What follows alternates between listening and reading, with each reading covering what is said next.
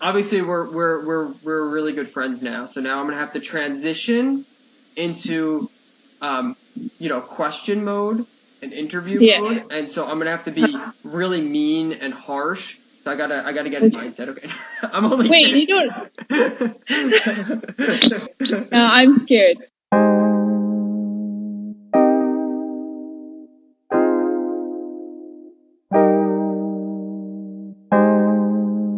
Hi, this is Dennis Dempsey. You are listening to the Faith in Humanity podcast.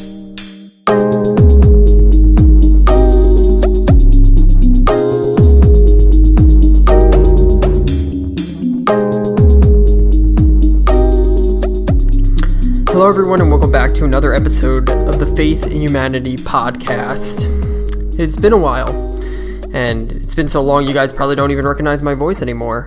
But I'm glad to be back. I hope that you guys are glad to be back, and I am really excited to present this episode to you guys, this conversation that I had with someone who has become my really good friend. She's a absolutely brilliant human being. She's a medical doctor over in Malaysia, and she's also happens to be a Muslim, and she's an absolutely wonderful human being. We have absolutely unbelievable conversations, and including the conversation that I recorded the other day with her.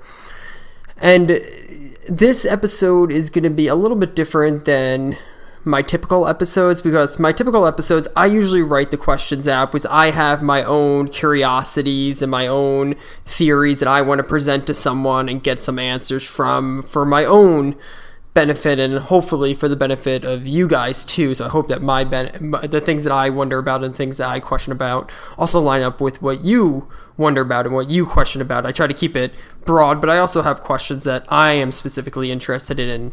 And I also, in those episodes, I will consult people and ask them their opinion and if they have any questions. But typically, I usually write out the questions myself. But on this episode, I actually went to a lot of different people and got a collection of questions from people from all different walks and walks of life and all different relations with me, between like friends and family and even acquaintances. I was able to gather some questions. Specifically, I wanted to ask her about being a Muslim woman. I think that that's really what we want to target, because I think there's a lot of misconceptions, and part of this podcast is breaking down those misconceptions. So I really, really want to focus in on that and get some questions about, specifically, that people had about being a woman in Islam, because I think, at least living here in America, and I think that a bulk of my audience is here in America. So here in America, we have a lot of misconceptions about Islam in general, but also what it's like to be a woman in the Islam faith. So I wanted to really pick her brain and really present to her some of the questions that people have and some of the things that they hear, and be like, hey, this is what people hear. This is what people are saying. Is it true? Like, what do you have to say? You're living the life, so you would know better than anybody else what it's like to be a woman, to be a Muslim woman. So I thought that this was a really fantastic conversation. I learned a lot. I got a lot out of it. I benefited a lot from it. So I hope that you guys all enjoy it. But before we jump into the interview, I just want to quickly say a few things up front. First of all, the sound quality, both of us were having a little bit of trouble with the internet connection, so the sound quality is a little bit wonky. Her voice and even my voice can come in a little bit echoey and a little bit lagging, so like it almost sounds like it cuts off a little bit here, and it gets the audio quality gets a little bit difficult to hear at times. So just be aware of that and kind of try and overlook that to be able to absorb all the information. So try to look past that, because I'm telling you, there's a lot of good information here, and it's a really great conversation. So hopefully you'll be able to look past that. Also, there's a few curse words in here, so just be aware of that. If you are around some younger kids, you may want to listen to this with headphones on, or when you have some alone time. Now, before we jump into the interview, let me just quickly do the announcements up front. So make sure to follow us on Facebook. You can find us there at the Faith in Humanity podcast. You can find us also on YouTube under the same name. Be sure to follow us on Twitter at TFIH_podcast. And you can also email us at tfih.podcast@gmail.com. We'd love to hear from you guys, and we also are always looking for people that have interesting stories or interesting faith beliefs that they wouldn't mind talking about on the podcast. So if you know someone or you yourself may want to talk with me or have your story or whatever you may believe in presented on the podcast, please contact me. And lastly, if you have a minute of your time, please go onto Google, iTunes, Stitcher, wherever you get your podcasts, and give us a rating, preferably a good rating. We like good ratings, but please go on there and give us a rating. All right, I hope you all enjoy the show.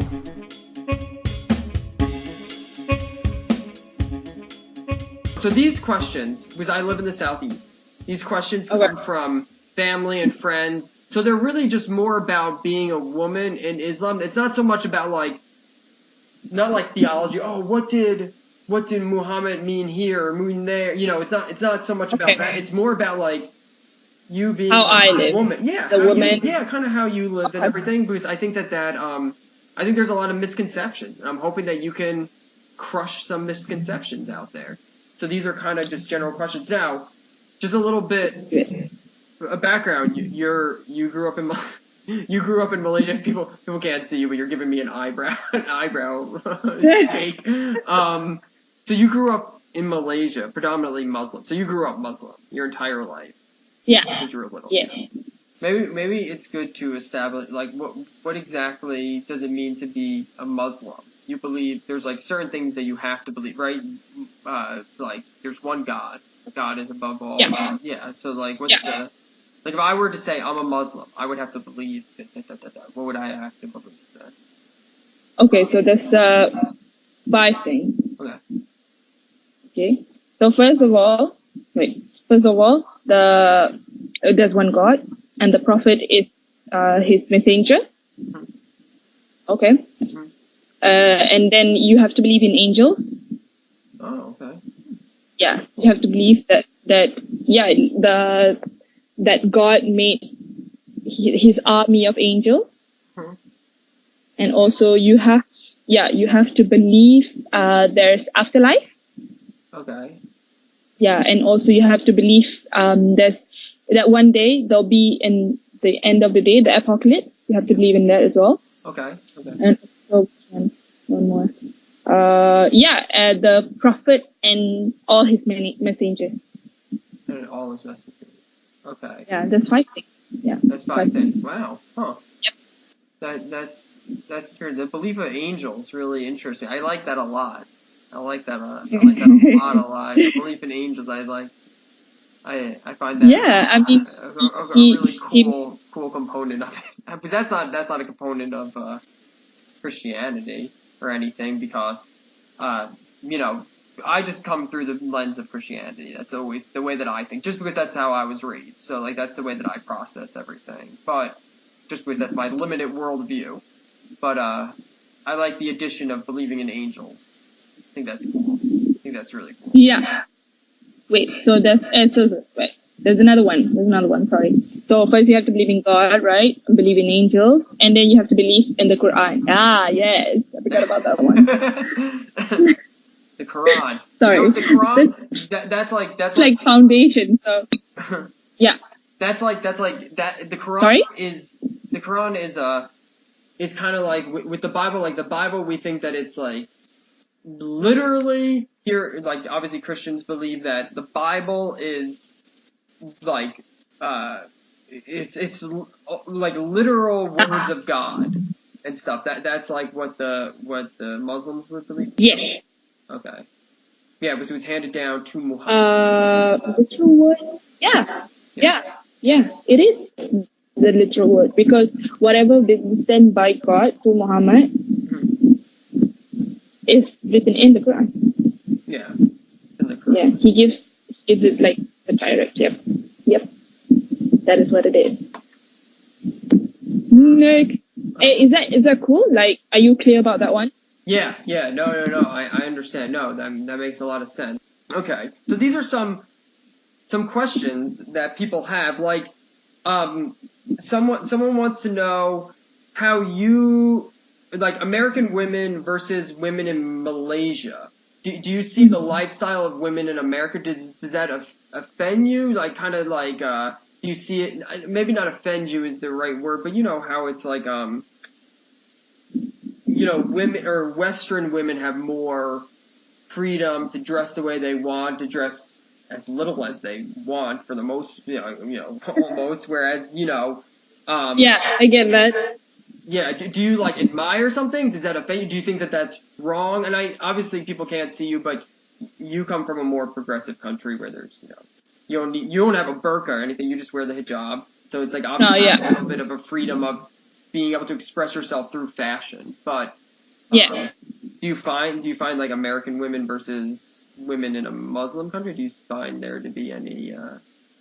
I think that clothing, what you wear, is closely related to the religion, of course.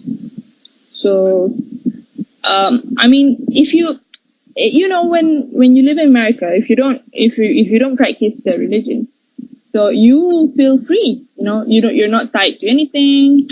Nothing is a problem. You can do whatever you want, blah blah blah. You know, but here, since I'm a Muslim and then I grew up in a Muslim community, so we were since little, you're brought up with this.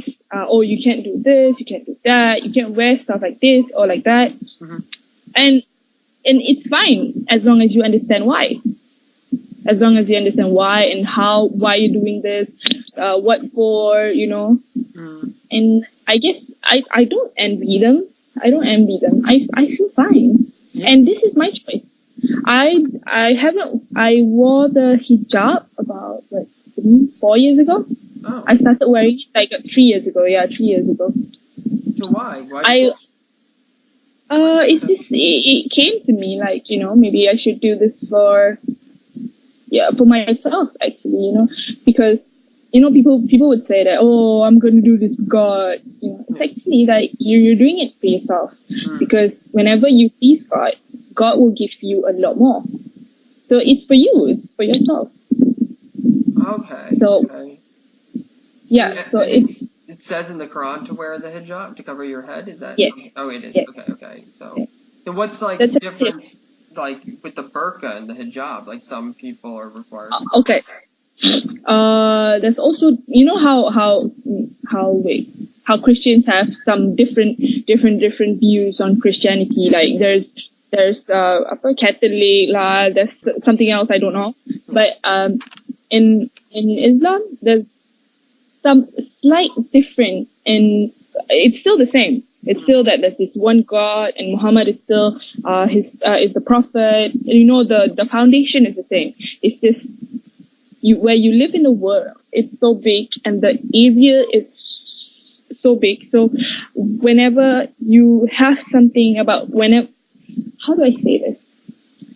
You know, okay, when you learn math, there's a problem that you have to solve it, but everybody doesn't solve the same problem with the same solution, like the same steps, right? Okay, yeah, I understand. Yeah.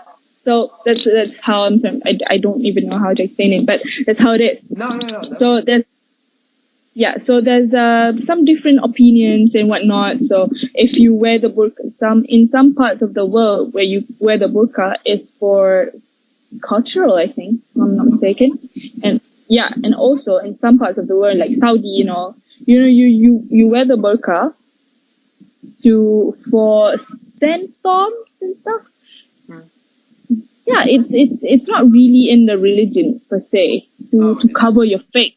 Yeah, because whenever we pray, the face and the hands, this part can be seen, like can be exposed. Oh, it's supposed to be exposed, or it just can be? Yeah. No, it can be. Yeah, Okay. I mean, if you want to cover your hands, then fine. But your face is supposed to be open, you know, because you need to touch the ground with your forehead. Okay. Yeah. Gotcha. That's how it is. So the burqa is naturally something people would like to choose, or if they don't want to, it's fine. As long as you cover the ideal is to cover your hair. Okay. Your hair, the neck, and the chest area. Okay. Yeah. That's that's what's required. Okay. Yeah. And so that's That's just right. so you're saying that's just a cultural thing. That's just a Yeah, cultural difference. the burqa. The burqa is. Okay. Yeah. That's The strictly one you cultural. cover your face and stuff like that, right? Yeah. Yeah. I don't feel affected. I mean, if the women in America want to wear anything, or if they don't want to wear anything, it's their problem, honestly. And we have the freedom of choice as well here. Yeah. I mean, you can come here and you can see there's a lot of Muslim girls that doesn't wear appropriately. Like I don't wear appropriately as well, like this is what it is. But they wear short skirts and stuff like that. It's their choice. Yeah. But it's still a sin. Yeah. Still a sin. Yeah. Yeah, but if they choose, then it's their choice. Yeah, it's Like, kind of like after in you- America. I mean, the same thing with America. You Yeah. have really conservative people, and then you have a wide range where people would probably say that they're Christian, but then they wear whatever they want, and live however they Exactly. want. Yeah. Okay. Exactly. Like Christian doesn't. Okay, the freedom of having sex with whoever you want. Hmm. How does like in Christianity? How does the Christian address that part? They would say you're not supposed to do that. Yeah, they would say you're not supposed to do that. Yeah, yeah. But that's the thing, and it's probably the same thing with Malaysia, where people say that they're Christian because it's culture. It's like, hey, I'm Christian. I go to church. Every like even twice a year or whatever. I'm Christian because that's how I grew up. I do the Christian religions. I celebrate Christmas and but it's really just like it's just kind of like they just kind of have it attached to them because it's like kind of built into the culture. I mean that's all that it is. It's not really a religious belief where they're following the doctrine or anything like that. Yes, same here. Like some Muslims, they're born Muslims, Mm-hmm. and they don't practice. But they believe in God, but they don't practice. But it's all comes down to that. Like it's not the religion that's the problem. It's the person. Like, don't go back to the religion, because the religion teaches right stuff, but the followers doesn't do it. It's not the religion's fault. It's the person, right? And that's very typical, especially here in America. Once again, that's where I live, and that's where I've grown up. Yeah. And lived my entire life. That's the problem, where they'll paint an entire community as a certain way when it's an issue with the person. It's a heart issue. Like, I've talked to you many times. Like, this is like, I mean, Skyping we've done a handful of times, but also like we've communicated practically every day through the Facebook Messenger and all that. Like, we talk a lot. Social media and stuff. Yeah, exactly. Yeah, we talk a lot. And, you've introduced me to so many beautiful sides of Islam that I didn't even know existed here in America. Like, in America, you would think that the Muslim doctrine teaches you to be violent against people that disagree with you, to wage war against people that aren't Muslim, not even people that disagree with you, but just people who aren't Muslim. Like, that's the perception. But in reality, I mean, you sent, and I posted this on the Twitter page, you sent me links to I think it was the 10 principles of war that Muhammad tells you. It's like, literally, it's all like, don't do war unless you are attacked. Like, that's it. Like, and it's like also, and then when you do engage in war, it's like, don't kill livestock, don't cut down fruit trees, don't kill the children, women, old people. All these really beautiful components of I don't know. It's a beautiful way of going about war. Even if you have to go to war, really, it tells you do not go to war at all costs. Take a peaceful approach. Do everything peacefully, which people don't understand. It's kind of interesting. I was talking to someone, and they wanted me to ask you about Jesus, and like, Jesus is a great prophet to you, right? Like, the Christian religion would say that he was God. You would say he was just a prophet. He was a prophet Yes. of the time. He's one of the prophets. That's how Yes. you would view Jesus, right? You would you definitely not say that he was divine or anything. No. Okay. But And he then- was given certain powers by God Okay. to prove that he is the messenger of God. Okay. Got it. So the Yeah. miracles that he performed, recorded in the Bible, is like those were accurate, but it was given to him to prove that I am a messenger of God. Yes. Okay. That's Yeah. Okay. It's not he didn't do those miracles because he was God. He was just given those. No, yeah. Because if you know about how Muhammad has a lot of powers, how do I say powers? Not powers.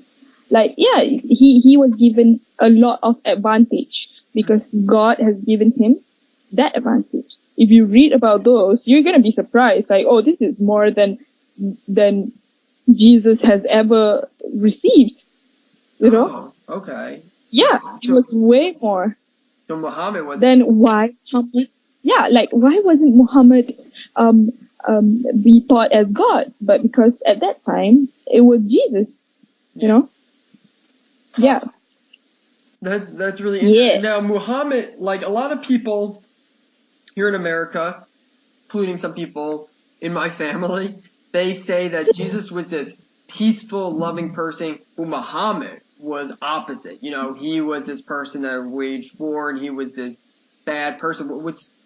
Which I mean, you're someone who, you know, Muhammad, peace be upon him. You know, you definitely are a follower. Is that the interpretation from the Quran that Muhammad was this bad guy, or you know, is that's what's said? That's what people see. That's what people think, that he was this pedophile, that he was this evil person. That's the perception here. So what's your opinion? What do you think? What have you learned? It is easy to say when you don't know him. Yes. Okay.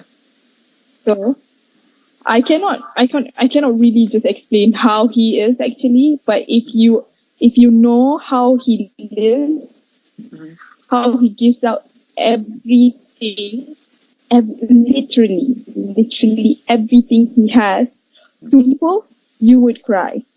Wow. Yes. So the sacrifices that he has done for us, the sacrifices that he's done for the Muslim community, for even the non-Muslim, even the non-believers, they literally fell in love with Islam because he was that nice. He was so nice. Yeah. You know, even when there's a lot of people, you know, there's this time, he was trying to get to a mosque where these people, you know, non-believers, were just throwing rocks at him. Really? And he literally, a lot. It wasn't just one time. It was like every time when he tried to go to a mosque, you know, just to pray in peace, people would just like throw rocks, like bundles of wood just at him, just because, you know. Yeah. Yeah. But he just kept quiet and just walked straight to the mosque and just kept praying. And then, you know, eventually they stopped because they got tired. Yeah. And just so many other things that, about this. I think I told you about that woman who always tries to mock him and everything. And then one day he was walking and that woman wasn't there anymore. And then he was like, why wasn't she there? And the prophet started asking people, where was this woman? And then apparently this woman fell ill.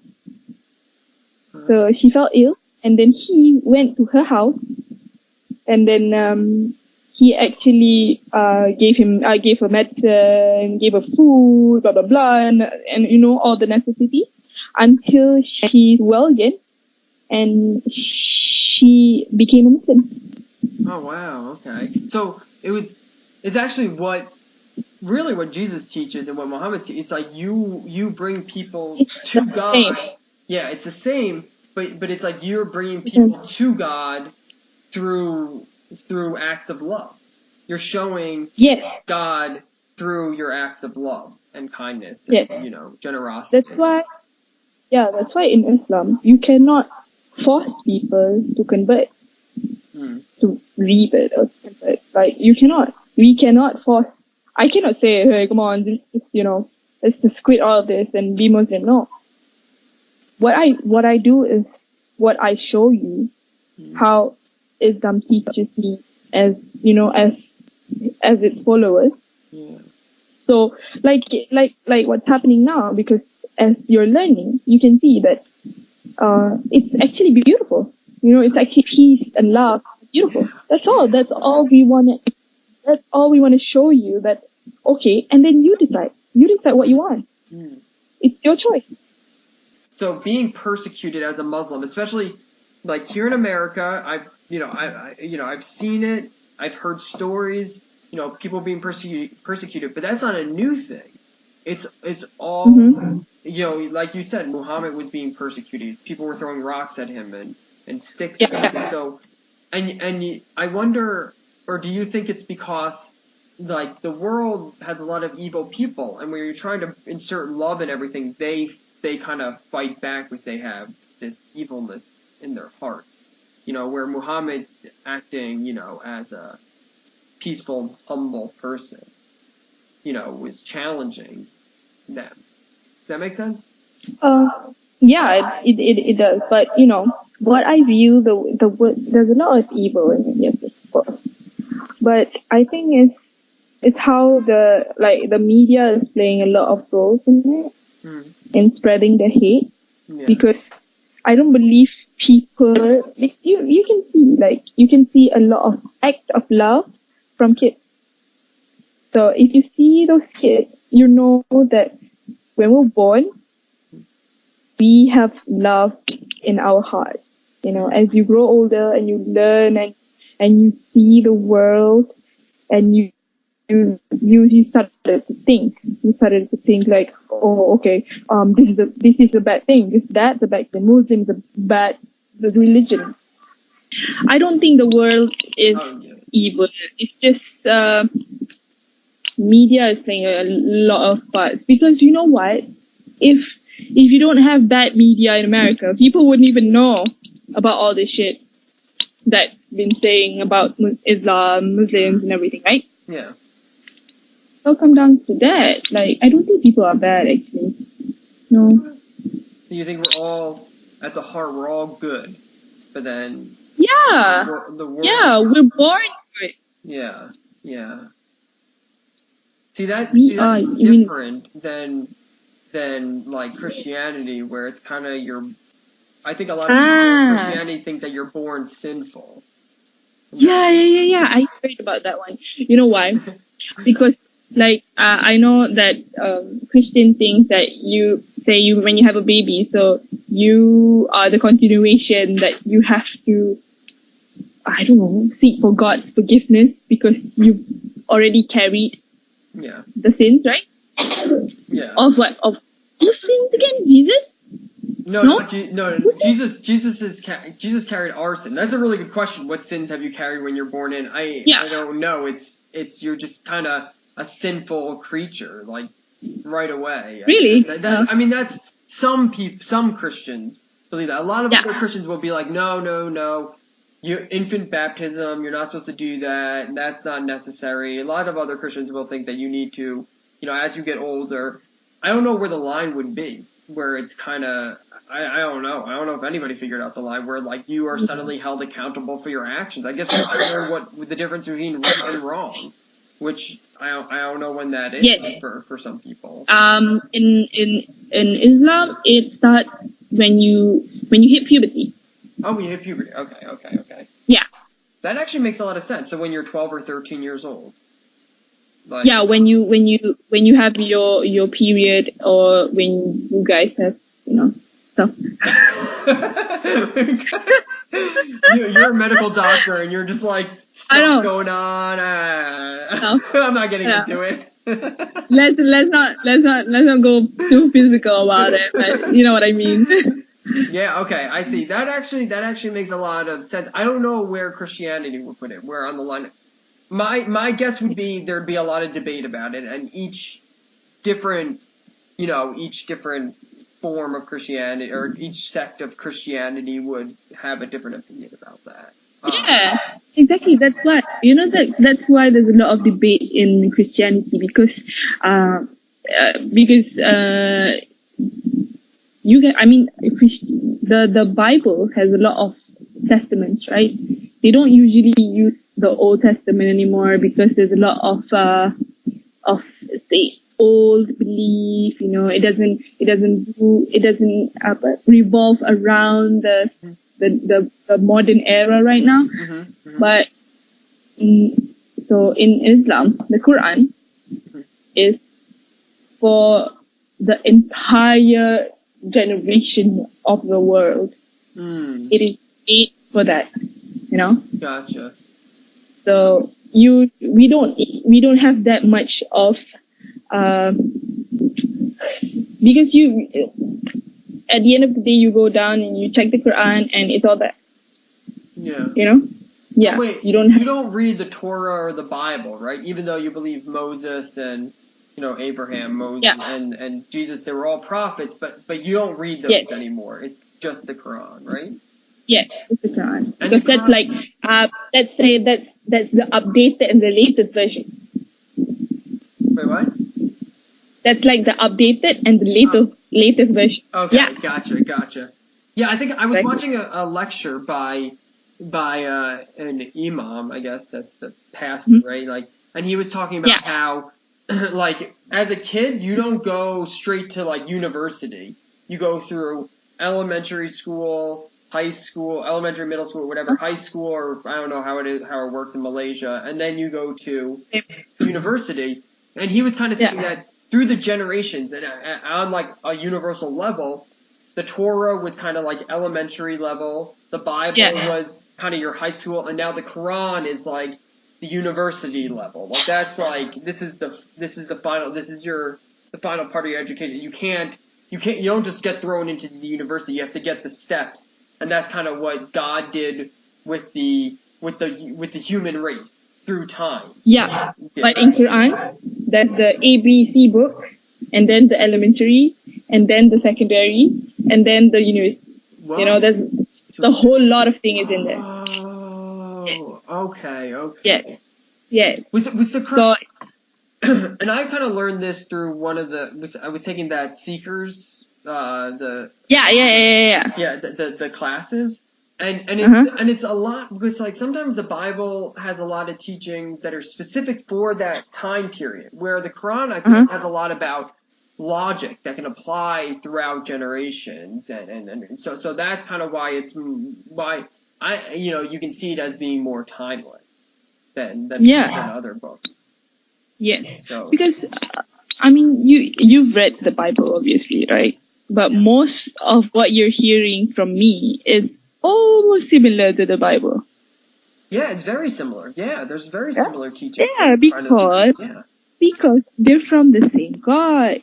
And I swear they're from the same God. And then there's, they're sent the prophets, Jesus is the prophet, right? So he was sent down to earth just as same as Prophet Muhammad was sent down.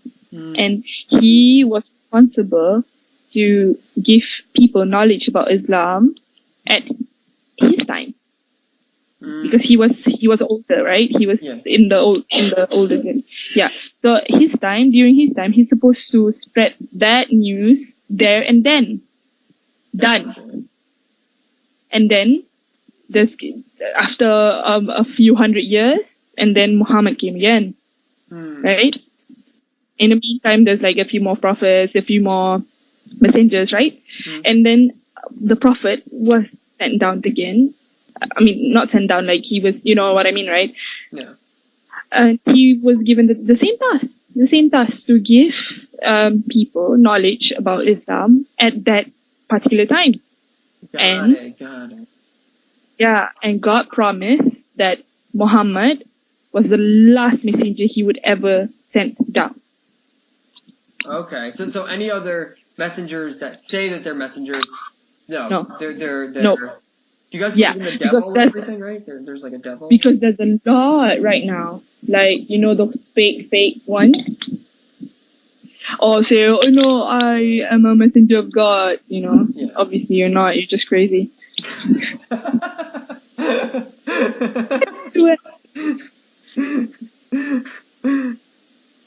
That's great. Like, because God has promised, so. Wow. Okay. And now this is gonna lead into one of my favorite things that you have told me in the past. But the Quran doesn't, and you're obviously, I mean, you're a trained medical professional, so you've gone to school, you believe in medical science and everything, and that's something obviously that you studied it and you practice it. So the Quran doesn't speak anything against science, right? It's not really there's nothing. Yeah, it says like you should be, because I think a lot of people think. Well, I'm sorry, what? Proof. Science. Yeah, science is proof that God exists. Like, if you're trying to make sense of whatever is happening, however like things are working, you cannot. How can someone make a human being? Yeah. Right? Yeah. So it's one of the things of God's creation and God's power. Just because we can put labels on it, like we can say the sperm and the egg and the chromosomes come together, but we're just putting labels and discovering how it works, but that doesn't necessarily mean that, God didn't, or there wasn't a God that put that. Yeah. Yeah, and I find it interesting because I think science, in my view of religion, I don't think religion's purpose is to tell you how everything was done or how everything works. It's really teaches you how to function in the world and how to act and how to treat each other and how to live the best type of life. Because but in Quran also stated about science as well, like a lot about the stars, about how humans are made and stuff like that. And when we study science, it makes us more, alhamdulillah, like subhanallah, it's wow with God's creation. That's what the effects are, You don't just mention, okay, this is cool, and then you stop there. No, this is cool. This is so cool. Like nobody could ever do this except God, because He has. Yeah. That's awesome.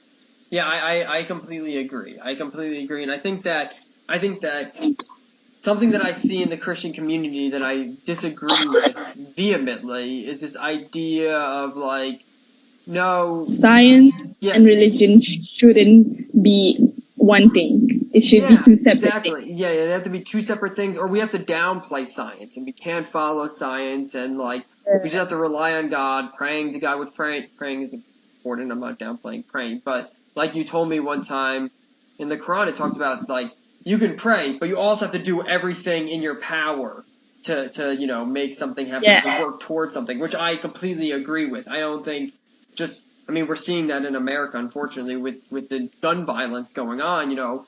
People get criticized for being like, we're sending our thoughts and prayers, and it's like, no, we need action. You need action. You need to try to reform this to try and protect people and everything. So just like, the Quran would say, and Islam would say that thoughts and prayers isn't enough. You need to take action.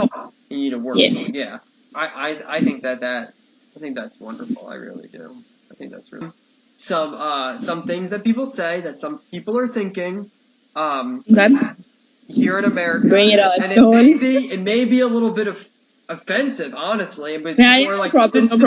You're like, no problem. First of all, I want to know what in a Muslim country, how do they think that Americans view Muslims? First of all, are would like to know that. Do you hear that anything? Do you guys talk about that? Do you have any perception as to? I know whatever bad happens in America, the people there would think like, oh, this must be the Muslim terrorists and stuff like that, Yeah. But it's not all over the place. But honestly, like, it's bad people all over the place, not just the Muslims. So we're not really affected per se with what American thinks about us, unless you really like starts bombing the Syria or the Palestinians and stuff like that. Otherwise, whatever you want to say, you can just say. Like, I don't care. Yeah. Okay. So they have this perception, at least, and I would say that it's accurate. That it is accurate that lots of when violence happens, it's painted in a certain way. If it's a white person who's a citizen, if they commit violence, they're not really necessarily put as a terrorist. Whereas if someone who's a Muslim, instantly they're terrorists. They're terrorists. Yeah. Now, so some perceptions that people in America have of Muslims are some of the things that I kind of saved this a little bit for the end, kind of more of the. Why? Oh, because I just find this to be a little bit more of the offensive side, just kind of like, and okay. and I'm kind of like, oh, come on, we're past that. Yeah. You can ask me anything. How about so have you heard of honor killings? Where where people in, I'm guessing Saudi Arabia, more of those oppressive theocracies. Honor killings would be like if a woman has sex outside of marriage or before marriage, that she'll be killed by, is that in the Quran? Anywhere in the Quran? Wait. It's really funny. You look so confused right now. That's not before marriage. I'm sorry, what? Yeah, because the way I think, okay. Oh, honor killings. That's not honor killing. Oh. That's because you've done something. Yeah, okay. So I know where you're getting. I know where you're getting. Because you think that no man should kill another man for any type of sin. Mm-hmm. That's where you're going, right? Yeah, I'm guessing that's what they're kind of saying, that no one should kill someone. But does that happen where these honor killings happen? Where death sentence. Okay. Yeah. Okay. So remember when I told you about when you steal? It's quite the same. When you steal, the Sharia law would say that, I have to cut your hand off. Yeah. Right? Yeah. Mm-hmm. So that rule, that Sharia rule is there. So whenever that someone is caught, really, really caught stealing, like red-handed stealing, not just like, someone accused that person to steal but there's no other person who saw it and then hands off. No. You have to go through a lot of trials and everything, blah, blah, blah, all the reasons of stealing laid on the table. Mm-hmm. And then when the judge thinks that, okay, so this is really, he's just a bad person. Yeah. And then you should really cut their hands, something like that, Mm-hmm. And these rules are made not to really cut their hands. It's just to scare the people to not do bad things. Okay. So it's like a deterrent. So the death sentence is the same. We don't really, God doesn't really want to kill you. That's for sure. Yeah. He made you alive for a reason. He doesn't want to kill you. But if you do bad things, like being married, but you already have a spouse. Okay, you already have someone to have sex with. Yeah. Okay, for the rest of your life. Okay? So, the need for you to go and find some other men to go and sleep with, Yeah. you cannot do that anymore. You cannot do it. You can never do that. That's for sure. Yeah. Yeah. But the book is there just to tell the followers that you cannot do this. You cannot do that. And those rules are to scare them. Gotcha. But whenever it is necessary, it is carried out to scare the people even more. Gotcha. Not to let them live in terror, for them to be terrified and anything like that. But those are bad things. Those are, okay, let me tell you something. If, say, we got married, okay? And you went and, no wait, it's gotta be you, right? You went and have some extramarital affairs. Yeah. And then you got a children with that other girl, you know? Mm-hmm. And then those children are going to be an illegitimate child, right? Yes. Yes. Like, a child from a non-marital relationship and stuff like that. Yeah. That could lead to more and more confusion, more and more destruction, even for the baby, even for the mother, even for yourself. Yeah. Right? It's not just there. You cannot just see in one small picture, like, oh, you know, if someone does bad things in Islam, you're gonna die, like, you're gonna get killed. It's not just because of that. It doesn't just affect you. It affects the community. It slowly affects the community. It goes out to, like, a very, very big picture. Gotcha. Okay. Yeah. That's why those rules are there. So it's Because not he only knows. protecting the individual from sin, but it's also protecting the community from being destroyed or falling into destructive ways or something like that, right? Like, you can already see nowadays, like, you can already see, sorry. It's hot. I'm saying that not being hot. Anyway, so you can already see nowadays that, how, when you want to get when there's this one story that about this couple where they actually found out they're actually brothers and sisters. Okay. Wow. Yeah, because of this illegitimate and affairs and whatnot. So it's very messy. Yeah. Yes. Yeah, I mean, that would definitely be very messy. I would say so.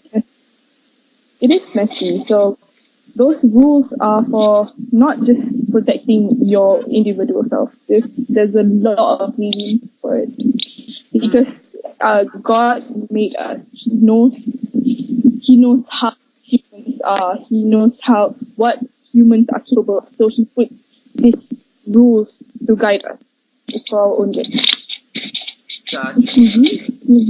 My hair is going crazy. It's so hot over there. Okay. You can barely handle it. It is. It's so hot, and the conversation is getting pretty heated up. So, whenever I get offensive, Yeah, no, trust me. I get the same way. I get upset as well. This is another thing that someone wanted me to ask you. The idea of sexual assault within a marriage. Can a husband sexually assault his wife? What do you mean? Like if like rape? Yeah, if she doesn't want to have sex with him. Okay, of course. Oh. Wait.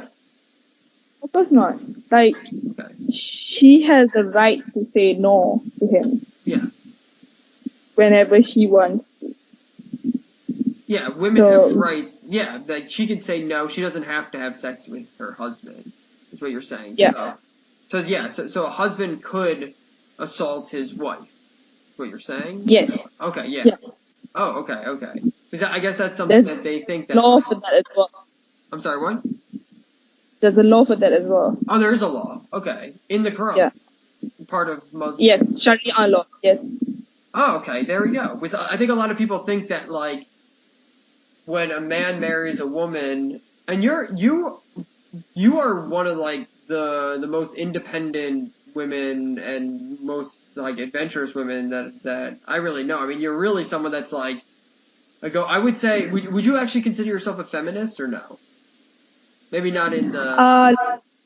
I told you, right? Like, I am a feminist, but women need men and men need women. Yes, I would agree. We cannot stand.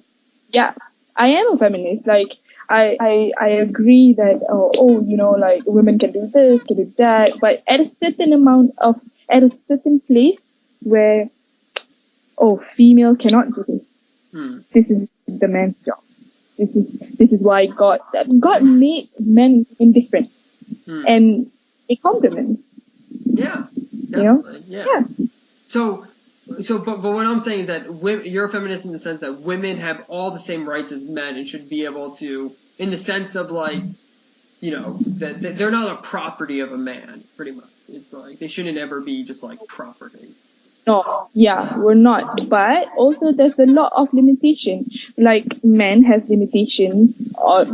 Men can never be a woman. That's for sure, okay? You can never be as soft, as cute as us, and we can never I'm soft sorry. as cute as us, okay. Yeah. If I can't flip hair, but I'll flip my tudong.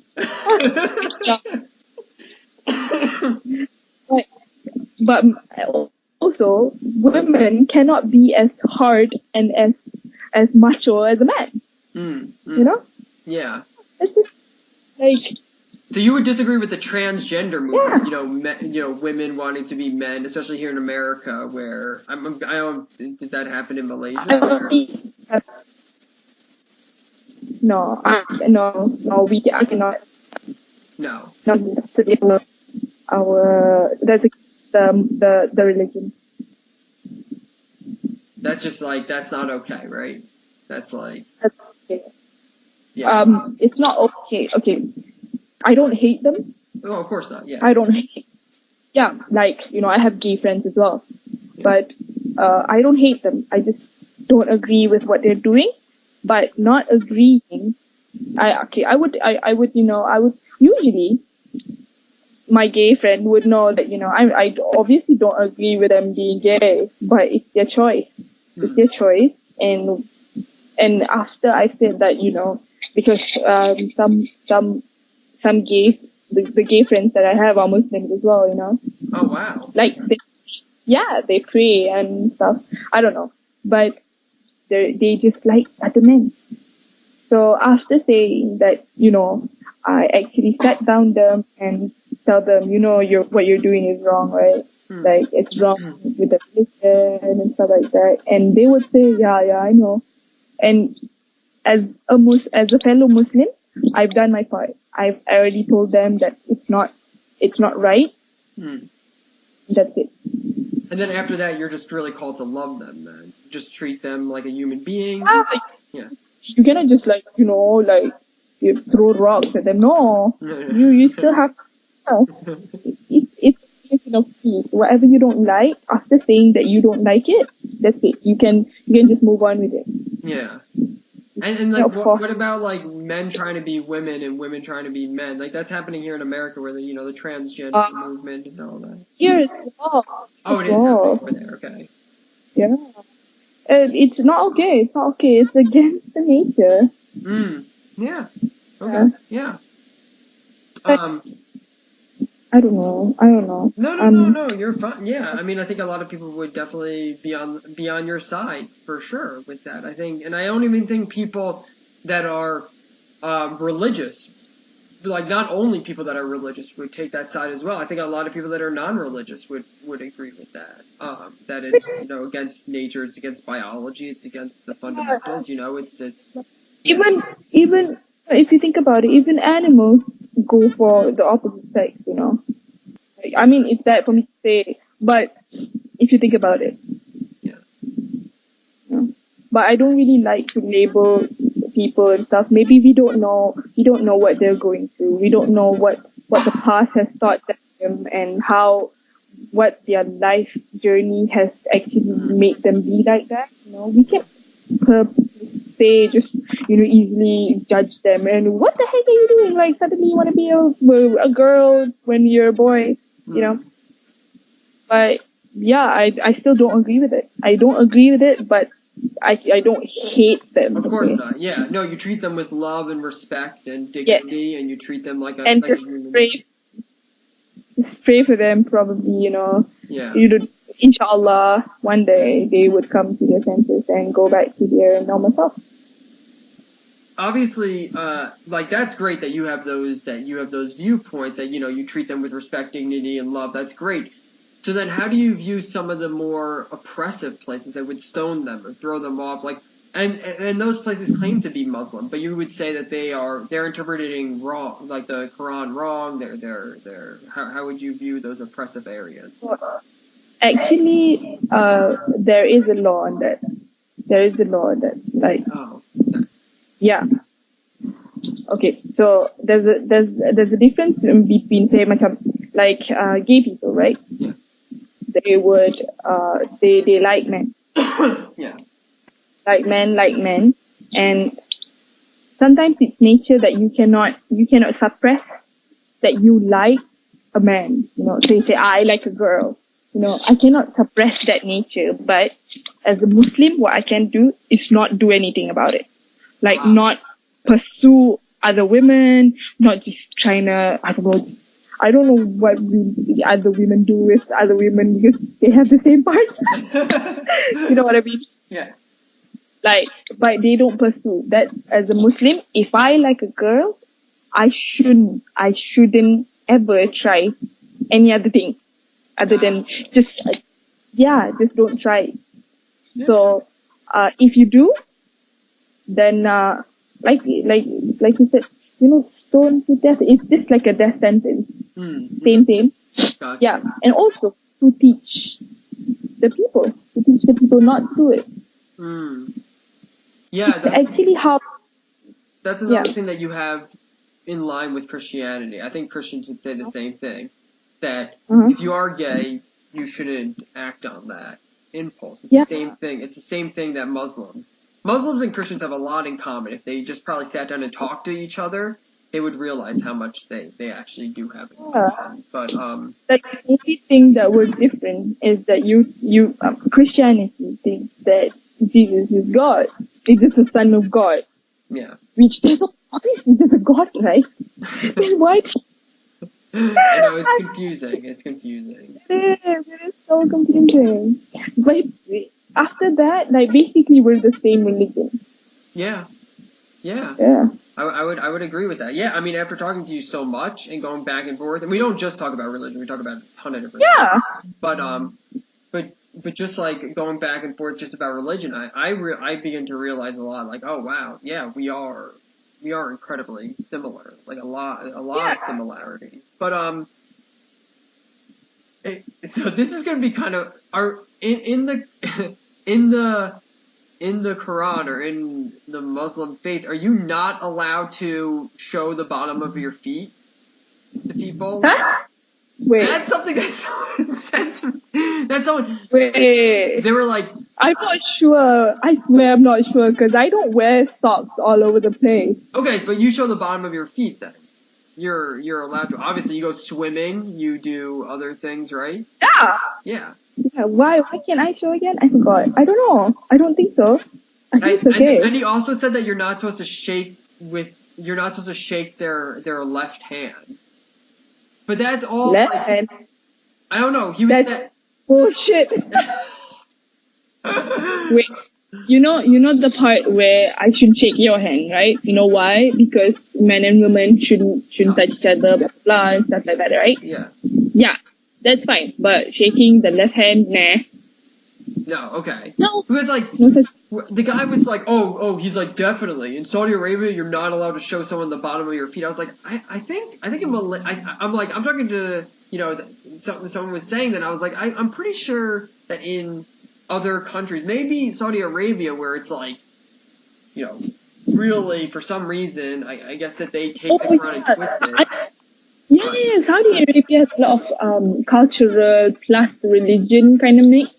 So if people mistaken whatever Saudi does whatever Arab does, it's our religion. It's actually not. It's just some parts are just your cultural, their culture.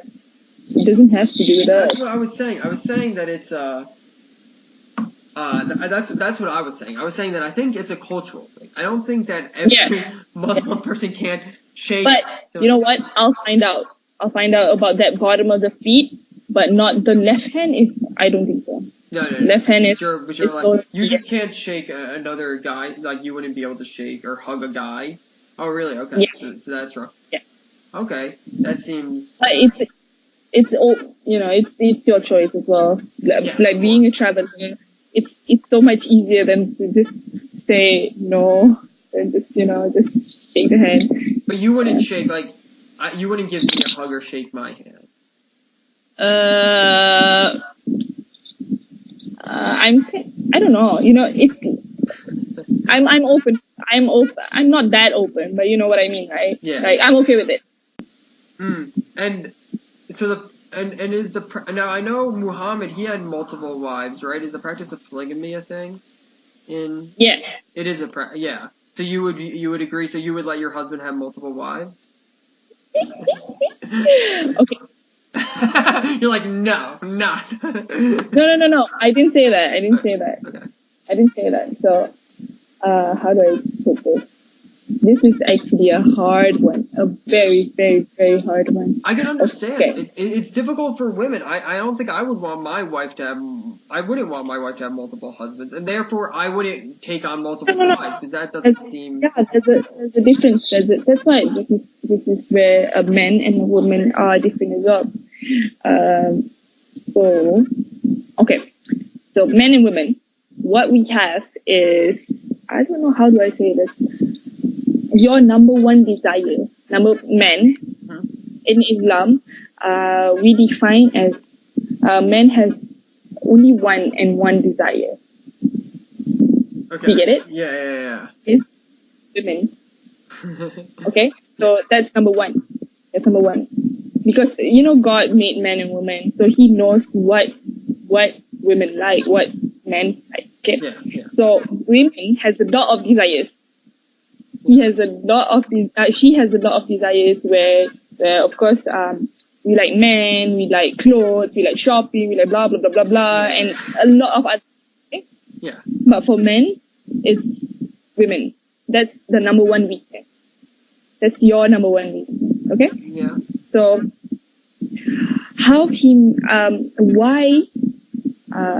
why God let men have more than one wife? Is one of that reason is because men's weakness is women. Do you get me? Yeah, I see what you're saying. Yeah. So, when a man is married, and then this is personal. Okay, yeah. Do you think that a man could love more than one person?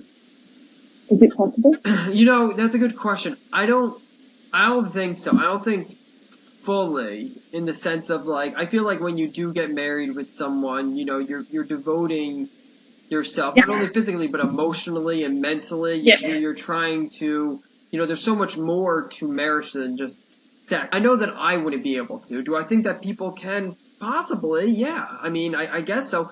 I don't think I would be able to. Yeah. Okay. Personally, you don't think you would. Yeah, so I that's wouldn't lucky. be able to, no. Whoever would get you, that's lucky. Good, stay like that.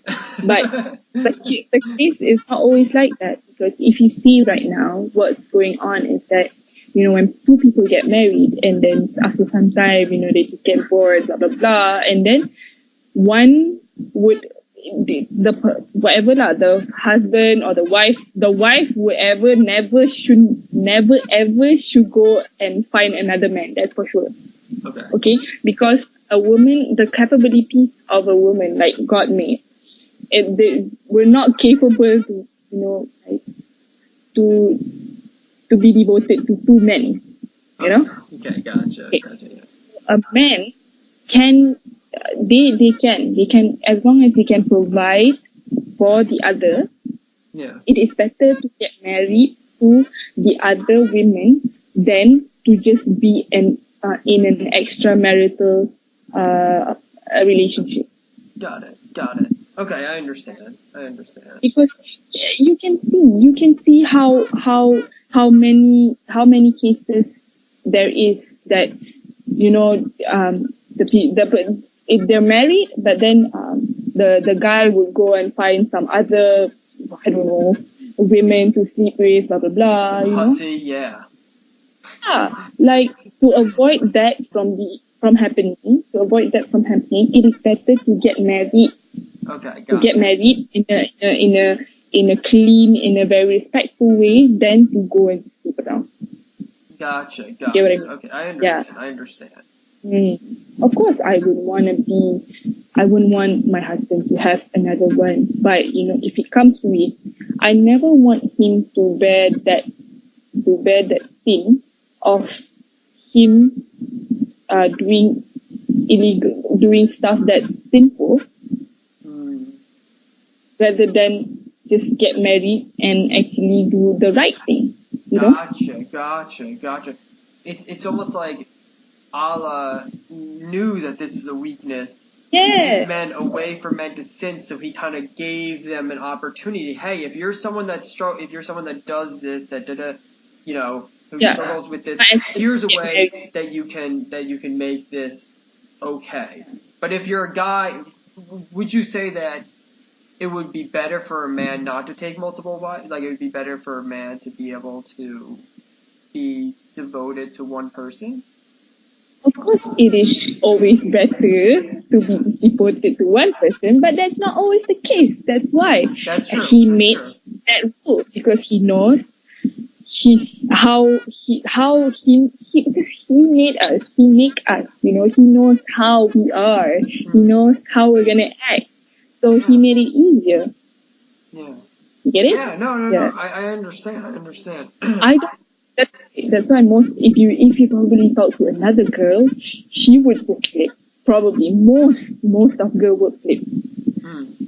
He can't marry unlimited women, right? It's like how many wives can he take? 4 wives. Wow, that's a lot of women. But exactly. Like, it's a lot of. I can't even handle one. I don't think. Exactly. If you cannot handle one, then don't. Yeah. That's the thing that you have to know about yourself first before committed to 2 relationships, you know, 3 or 4 relationships. That is what God said. Like, if you can afford 2, 3 or 4, then marry 2, 3 or 4. But if you cannot, marry 1. That's it. Just marry 1, yeah. Yes. All right. Do you feel that in the Islam faith that women have value, that you're respected and valued, you're told and they're taught to be respected and valued? Okay. Yes. Yes. Very it's kind of much. a silly question for me to ask you now, because I mean, I'm asking it because someone has asked me to ask you. Yeah. But because I know you, I know that you wouldn't belong to a religion that you thought oppressed women, or that you I would be persuaded. Yeah. Yeah, exactly. You wouldn't. It wouldn't be in your. It's not in your personality. Like I said, you're very independent, well-educated, adventurous. You know, like you have all these qualities that would probably be attributed to women in the Western world, and like. I just feel that you wouldn't be involved in a religion that you felt like didn't value women at all, or didn't, you know, value. Yeah. So no. I mean, but you feel that women are valued equally as men. Yes, even more actually, because all the reasons of this, the clothing, the hijab, the way we should carry ourselves, it's all there because God wants to protect the women. Yeah. I mean, it's a way to dress modestly. It's a way to, you know. Yeah. And it's just a way to show that you are. Because I think a lot of people, when women dress the way they do in the Western world, well, then they become. It's almost like they think they're being freed. And I think Yeah, the mindset, it's like provoking.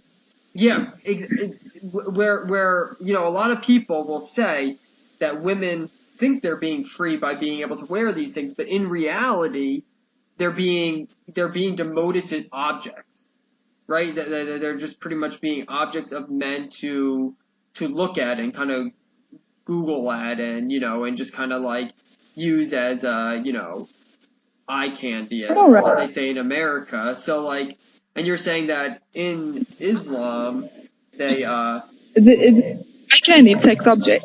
yes, sex object, eye candy, exactly, yeah. But you would say in Islam they protect the women. Hey, we don't want you to do this. You think you're being free by being able to dress however you want, but in reality you're being kind of yeah. That I think that's a lot of I think that's an argument that makes a lot of sense in my opinion. It really does. Yeah. And it's almost like it's not. People would say, well, that's oppressive to women. They can't express themselves, but it's more like it's not. No, being taken care of. It's actually very nice. I feel taken care of. You feel taken care of, yeah. Instead of oppressed. It's actually the perspective of how you see stuff. Yeah. If you see a lot of things negative, then everything in the religion will be negative then. Like everything in the religion will be wrong. Yeah. One last thing that I want to ask you. Yeah. If there was maybe one verse in the Quran or maybe one teaching from Muhammad that you would tell people to apply to their life now, that they could apply to their life now, that they would see benefit, what would it be? Now, to give you an example, I talked to a Buddhist monk and he said that mindfulness, like take a moment of your day and be present and just like see how you feel and what's going on, instead of like thinking ahead and thinking back to the past, just mindfulness. Be mindful during the day. That's kind of an example that I always use. Do you think there's any verse or any teaching that you can think of offhand? Smile. Smile? Yeah. Like the Prophet asked us to smile more. That's what the Quran teaches? Smile to people, like sincerely. So when you do, the form of how do you say sadaqah? Do you know what sadaqah is? Wait, it's actually a form of charity. Smile. Smiling is a form of charity. Yes. Oh, I like that. I think that was honestly, that's one of the best ones that I've heard. Just smile. Yeah. Smile more to people, smile more to yourself. And that's a form of charity that they say in the Quran. Wow. Yes. I like that. I've been using the Buddhist monk example. I'm moving over. I'm using that example from now on. With that, I like that a lot. I really do. That's cool. That's really. I'm so glad you do. Yeah, just smile. I swear. It's like it's infectious. When you smile, like the other people would smile as well, and you mentally, emotionally, it will improve the other person and yourself. Oh, in your daily life. Yeah, I agree. I totally agree. That is fantastic. I love it.